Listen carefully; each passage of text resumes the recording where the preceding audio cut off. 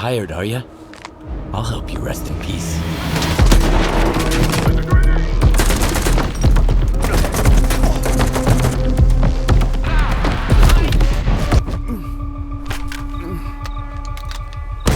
For someone who spent the last year saying, I just want the zone to take me already, I've found Stalker 2 to be extraordinarily survivable. It took the zone hours to finally take me in my launch stream. Ah! Come on! No! The zone has taken me. But that's me. Someone with hundreds of hours of experience, if not over 1,000 gathered over the years, and it's safe to say that this will be a very biased review. I am a fan of the Stalker games, and I've been looking forward to Heart of Chornobyl for years. But at the same time, I want what's best for the game and its fans, so that doesn't mean I'll go easy on it either. So let's talk about it. The question I got most while streaming on day one, as soon as someone new came in the stream, automatically, it was, is it as bad as the reviews say? On stream, I didn't know what the reviewers had said. I'd spent 2 hours between the embargo lift and launch setting up the stream, and I only got a few minutes to watch Peach Cobbler's video before it was go time, and I didn't even finish it. But I understand that early access reviewers did have a really rough time, not just because there were many technical issues, but also because a lot of these guys were having skill issues as well, so pay close attention to these easy tips for newbies to follow. 1. Drop it. You don't need 6 weapons, 20 cans of food, 15 bottles of vodka, just drop it. You don't need it. You'll live. If you have anti-rad medicine, you just don't need the vodka. Drop it. You don't need to carry a lot of food because you can just eat food as you encounter it and you'll be fine. And lastly, just use whatever works in terms of weaponry. Don't develop a sentimental connection to your weapons. Just use what you have and can get ammo for. Sometimes less is more when it comes to being out in the zone. What you need with you is meds and ammo. Take ammo. If enemy grenades are a problem for you, then don't be in grenade throwing range. You want to attack and move, and once you've shot your weapon, you need to relocate and find cover, and fire from cover. Being out in the open is begging to get clapped, so fire and maneuver or maneuver to fire. Don't stay in one place for too long, because that's where they're gonna throw the grenades. The way you win gunfights is by firing and maneuvering, or maneuvering to fire. It doesn't matter as long as you don't forget to maneuver. And remember, you can maneuver away from a fight. You don't have to fight everything that picks a fight with you. The third one and the last one, be aware of your surroundings. Before leaving a safe space, look at the map. Where are you going? What do you want to do? Don't go out there without knowing what you want to do. Don't just follow the dot on the compass blindly. Know what you're doing. Be aware of where you're going, yeah? Alright, you're not a noob anymore, let's go. If you ever go to Pripyat, the first ride on the Ferris wheel is on me. With the skill issues out of the way, let's talk about performance issues. On Xbox Series X, I only encountered a single bug in which Skiff was locked into a dead Zorik trying to initiate a dialogue sequence. I think I bugged the game too. That's why, it wants me to talk to him. He's supposed to talk to me, but I killed him. First, okay. I have my bug journal here. We're gonna write down all the bugs. Zorik from Shadow of Chornobyl. Come in. Don't stand there. But talking to his corpse just locked the game. So a reload of my last save fixed that, and 17 hours later on both Xbox and PC, it's still the only bug that has made its way into my bug journal for game-breaking bugs to report. I can safely say that those many huge patches that rolled out in the days before launch did a lot of work. So the build that we're playing now on launch is very different from the one that reviewers got to try. Any additional bugs I've encountered besides the dead Zorik have been just silly physics collisions. Oh man, a new kind of mutant. Like the barrel dog. Watch Digital Foundry's review for more info. It's a great review, but in short, if you have a VRR display, performance mode is fine, but if you don't, stick to quality mode. This game heavily relies on VRR to provide a comfortable experience on the performance mode. And quality mode also has terrific image quality, by the way. It may be worth playing just for that. But overall, the Xbox version is surprisingly good and perfectly playable. So playable, in fact, that I've also been enjoying it using remote play on my phone. And now that I bring it up, if you're on a gamepad, God help you, be sure to tune the aim assist to your liking. It is very minimal by default. Even if you're playing on the console, I strongly recommend playing with a mouse and keyboard. Everything just works better that way. It's not that the gamepad is unplayable, but I strongly recommend getting comfortable with a high sensitivity because fighting mutants like bloodsuckers and poltergeists on a gamepad is going to be tricky if you can't turn around quickly. It's doable, but difficult unless you're already a high sensitivity wizard. I've actually been playing more on the Xbox than the PC. One reason is because it frees up the PC so I can leave a project open while I can play.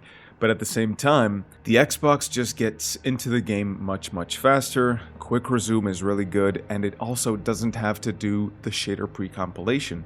Console versions already have shaders pre-compiled. So yeah, I just get in the game faster on Xbox. And of course, there's the PC versions that we had to try. I had a minimum spec PC and a recommended spec PC.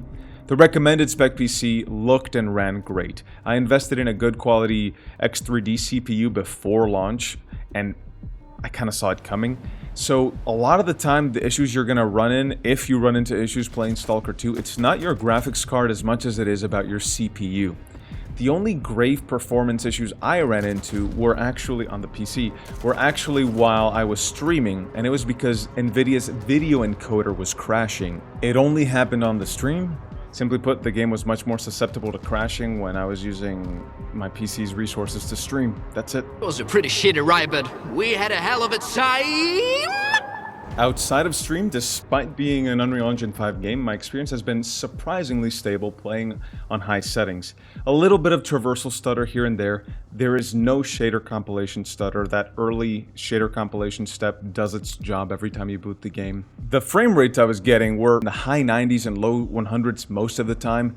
They did drop around 60 at the worst and most intense gameplay sections. And there's one cutscene at the very beginning where it did go down to 30, but I was running ultra settings, epic settings at the time, which is what the game automatically configured to at first boot. But I wanted the extra performance. That was around the 70-ish FPS mark. I got a lot of performance headroom from going down to high. But frankly, all of this was pretty surprising because by the time I was playing on PC, I had watched all the reviews bringing up the performance problems, and I genuinely thought that the PC version was broken, but thankfully, launch day Stalker 2 is in pretty good shape. Yes, there is room for improvement, of course, but it's certainly not bad, it's certainly not broken, and my experience has been good so far. You can see for yourself since I've streamed a pretty big chunk of it. The former machine, the minimum spec one, was indeed, as GSC stated, a 1080p 30 FPS experience with TSR on. That was pretty accurate. This RX 480 build was giving it its best. The RX 480 itself was at 100%. The Xeon E5 1660, a CPU from over a decade ago, 6 cores, 12 threads, it was also doing its best, and it was rather respectable all things considered. So yes, you can play like this. It's possible, but you shouldn't unless you have no other choice. Really. Get an Xbox or stream it on GeForce Now or xCloud before you consider running it on these specs. It is doable, but it's the worst way to play. But if you have the patience for a long shader compile time and the tolerance for a low frame rate, who am I to stop you?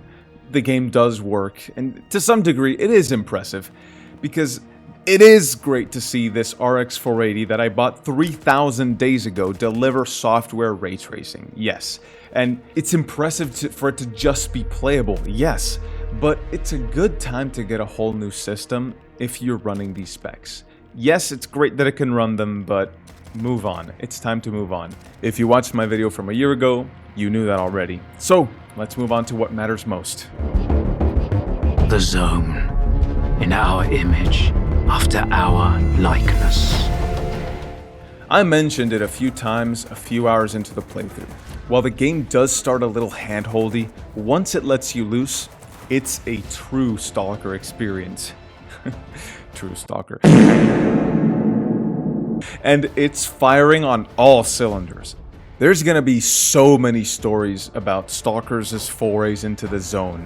The moment-to-moment gameplay always keeps you on your feet, and since I've started a few playthroughs already because I've played on 3 different machines, I've seen the same scenarios unfold differently on numerous occasions. A-Life is certainly here, although it's closer to how we saw in Call of Pripyat as opposed to Clear Sky, where Clear Sky simulated everything all the time at the same time.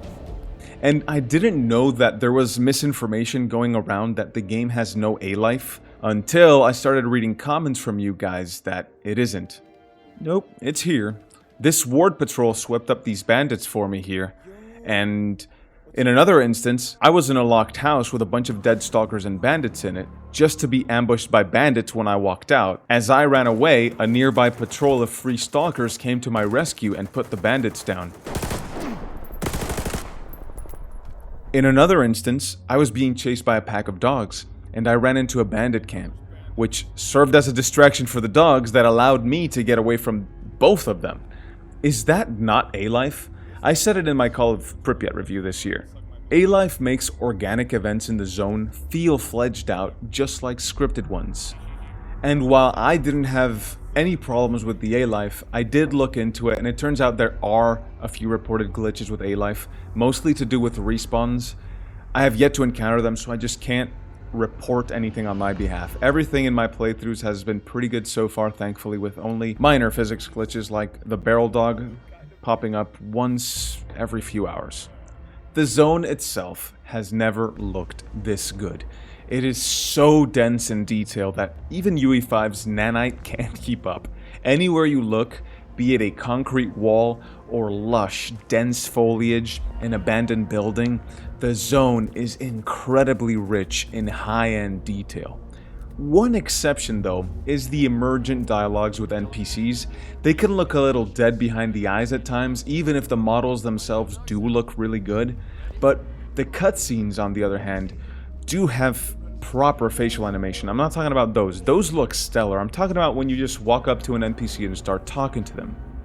A good comparison, or a game that's similar to this, is Kingdom Come Deliverance. If you've played that, you know what to expect. The hand gestures, the look in the eye. It's structured very similar, and you'll be pleasantly surprised to recognize a good number of the NPC voices being the same voice actors from that game. Which, of course, makes sense because half of GSC is based in Prague at the moment, just like Warhorse Studios. But don't get me wrong, the NPC interactions are great. It's so cool to see them react to what we do. Lennox shared a video of him running into a stash that had a note saying, "Take what you need, leave what you can." And what he did and what happened in the village later as a result is just chef's kiss game design. Watch Lennox's video, it's like a minute. The point is, NPCs care about what you do if it affects them, and the voice actors bring forward a broad variety of accents, highlighting the diverse backgrounds of stalkers, and so far I've been hooked and I can't wait to see the rest of the zone and meet the stalkers beyond the garbage. Now, is the acting in English the best? No. It's classic Stalker. Like I said, look at Kingdom Come Deliverance. It feels like that. The English voice acting is very close to that in quality. How about a little wager, man? There's a pack of blind dogs wandering about, and I've been hired to hunt them down. Now, seeing is only half of the experience because the sound design in Stalker 2 is the other half, the hearing. Oh man, this is the best in the industry. It speaks for itself. Everything from how sound behaves in different spaces to the selection of tunes on the radio. Dudes, the post-punk station on the radio is my jam. When Molodist by Sadzvit started playing, I started dancing on the spot and I lost my shorts. There's lots of Ukrainian artists here being featured. Sadzvit, Okeaneltsi, Lilu45, and so many others enriching the zone with their tunes. I love it. But of course, you're wondering about the sounds of the zone itself. Yes, that's the answer. Yes, the zone sounds like the zone. It sounds like the zone when you dream of it. It's beautiful. Just take it in until you inevitably get into a scrap with someone or something, and then the gunfire starts, which sounds like correct gunfire. Incoming rounds sound like incoming gunfire. Explosions boom and echo correctly, and when you shoot and get shot at, not only does it sound correct, but it feels correct too. The screen effects are on point, the impact effects are on point, gunfights are tense. Like, look at these impact effects, the ballistics are good. It's all a huge part to every gunfight, and the aftermath of gunfights look like the aftermath of gunfights. Corpses riddled with bullet holes, blood splatter on the walls, and bullet holes as well. Fighting is a real hoot in Stalker 2. It's great. And that is what I'll leave you with for now. Stalker 2, impressing and surprising me with every minute I play. I can't get enough of it right now. Is it safe to play in terms of bugs and whatnot? I think so, yeah. Perhaps I've been lucky. That's a possibility. I do have privileged kit. But I also think those big patches they rolled out before launch did a lot of work. I'm still running the launch version. I haven't updated the game since launch, and it's running great on both my PCs and my Xbox. So if you're still on the fence, Come in, don't stand there. enjoy this game in the name of those who won't because they could not survive until release. For those who can't because they're stuck in a blackout right now, enjoy it because this game is a genuine labor of love created by people who never gave up. Thank you to the CIA for being the biggest supporters of this channel and funding our operations here. I'm eternally grateful for that. I'll catch you next time.